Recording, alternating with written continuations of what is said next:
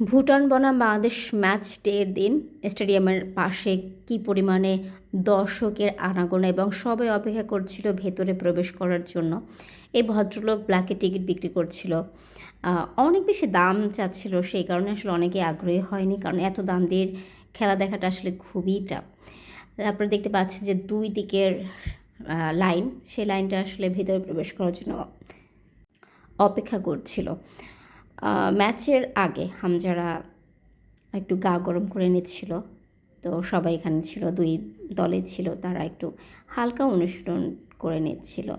এবং তখন আসলে খুব বেশি দর্শক আসেনি, কারণ সবাই আসলে বাহিরেই অপেক্ষা করছিল, কারণ বাহিরের এত বেশি নিরাপত্তার ধাপ, সেগুলো পার হয়ে আসাটা আসলে অনেক অনেক সময় সাপেক্ষ। এই যে ভুবুজেলা বাজিয়ে তারা আসছে এবং এটা দেখতে আসলে আমার খুব ভালো লেগেছিল এবং কান ফেটে যাচ্ছিল, কিন্তু তারপরও ভালো লাগছিল। যারা হচ্ছে নিরাপত্তা ভেদ করে টিকিট দেখিয়ে ভেতরে আসতে পারছিল, তারা অনেক খুশি ছিল। এই যে দেখতে পাচ্ছেন অবশেষে ধৈর্যের বাঁধ ভেঙে গেছে একদম, গেট ভেঙে কিন্তু তারা ভেতরে প্রবেশ করছে। ওখানে যারা পুলিশ ছিলেন তারা সামলাতে পারছিলেন না, এই কারণে আসলে একপাশে সরে আসছিলেন, কারণ এত বেশি মানুষের চাপ, এটা সামলানো আসলে অনেক বেশি চাপ।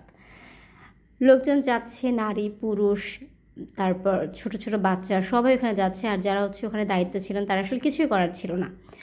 তো মোটামুটি চাপ শেষ, ভিড়টা শেষ হয়ে গেছে। এরপর আসলে গেট আবার ঠিকঠাক করার কাজ করছিলেন যারা ওখানে পুলিশ ছিলেন এবং যারা ওখানের কর্মী ছিলেন।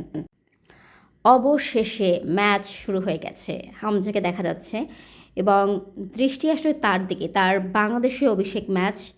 তো সে কারণে আসলে এই যে দেখতে পাচ্ছেন যে মানুষের ভিড়, তখন পর্যন্ত আসলে প্রচণ্ড ভিড় ছিল এবং পুলিশ সামলাতে পারেনি, পরে আর্মি এসেছিল, আসলে তারাও সামলাতে পারেনি, এত ভিড় আসলে সামলানো খুবই টাফ। দুর্দান্ত একটা ম্যাচ ছিল সেদিন, দেখতে পাচ্ছেন যে কী পরিমাণে অ্যাটাকিং খেলা চলছে এবং আসলে দৃষ্টি সরানোর কোনো উপায় ছিল না, এত বেশি চমৎকার খেলা ছিল।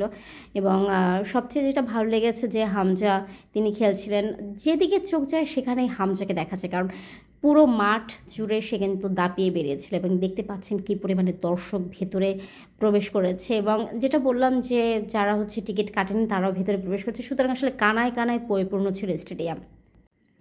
আমরা যারা প্রেস বক্সে ছিলাম তাদের হচ্ছে হালকা নাস্তা দেওয়া হলো, মিষ্টি ছিল, কেক ছিল, আর একটা কিছু একটা ছিল, ওটা খেতে খুবই মজা ছিল, সব কিছু খুব মজা ছিল। ওখানে বসে বসে খেলা দেখার মজাটাই আলাদা, আসলে সব কিছু পুরো মাঠটা দেখা যাচ্ছিল খুব সুন্দরভাবে। বাংলাদেশের সেকেন্ড গোল সোহেল রানার এবং উচ্ছ্বাস, তারপরে ওখানে গ্যালারিতে কী পরিমাণে উচ্ছ্বাস ছিল, সবাই একসাথে জয়ধ্বনি। আমি দেখতে পাচ্ছেন ফাহমিদুলকে, তিনি কিন্তু খুব চমৎকার খেলেছেন এবং জানেন সবাই যে ফাহমিদুলকে দেশে আনার জন্য আসলে আন্দোলনও করতে হয়েছে। যাই হোক, এই যে ফাহমিদুলকে দেখা যাচ্ছে, তার গতি কিন্তু দুর্দান্ত।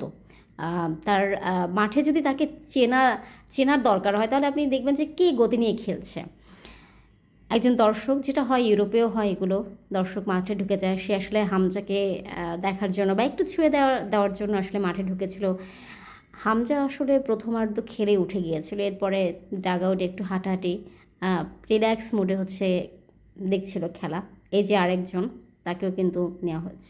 আমি প্রেস বক্সে ওখানে বসে খেলা দেখছিলাম, মজা লাগছিল। ফাহমিদুল তিনি ম্যাচ শেষে দৌড়ে আসলেন তার মায়ের কাছে, মা রুমাল দিয়ে তার ঘাম মুছে দিলেন। এই ব্যাপারটা এত চমৎকার, এত কিউট একটা ব্যাপার, মানে বাচ্চা ছেলেকে মা ঘাম মুছে দিচ্ছেন। ফাহমিদুল আবার চলে গেলেন, একজন পুলিশ সদস্য, সে ছবি তোলার লোভ সামলাতে পারলো না, ছবি তুলে রাখলো। বাংলাদেশের ম্যাচ শেষ, এখন সবাই হচ্ছে গ্যালারির দিকে হেঁটে যাচ্ছিলেন।